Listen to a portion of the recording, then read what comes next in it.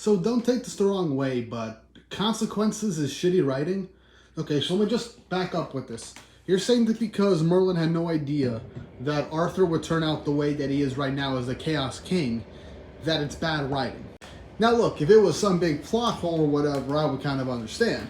But essentially, what you're getting at is that Arthur turning evil, essentially, due to the consequence of him having the power of chaos and everything that's happened, is bad writing because Merlin should have seen this coming?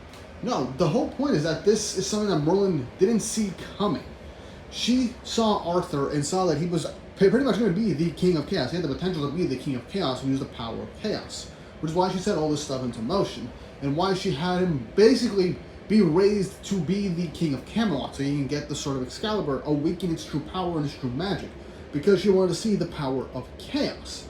And she saw that mainly because Arthur himself, up until recently, has more or less been the most pure of heart shonen protagonist type of character, like, ever.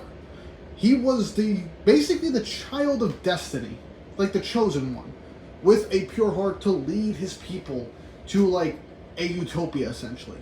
But somewhere along the way, after gaining the power of chaos, most likely due to the events of Grudge of Edinburgh and the countless unalivings of his people due to the Demon Clan, maybe the Demon King, during the Holy War, everything was warped.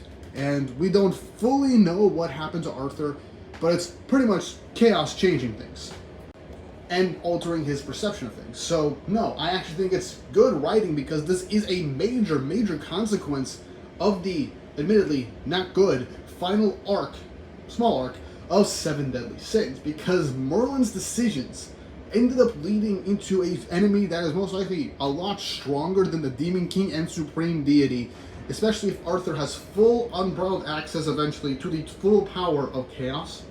He can do a lot with it. I mean, he already created his own separate dimension that can create lifelike copies, illusions of the past family members and lost loved ones of anybody that enters Camelot, even our heroes, to the point where it's almost pretty much identical, and you would probably think it's the real thing.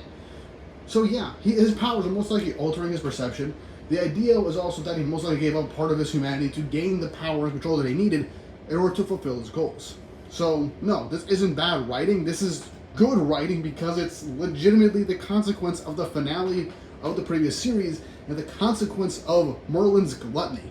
So I think it fits very well, and I think it is a good way to show consequence, and it is good writing for the final antagonist, and just shows that Merlin messed up.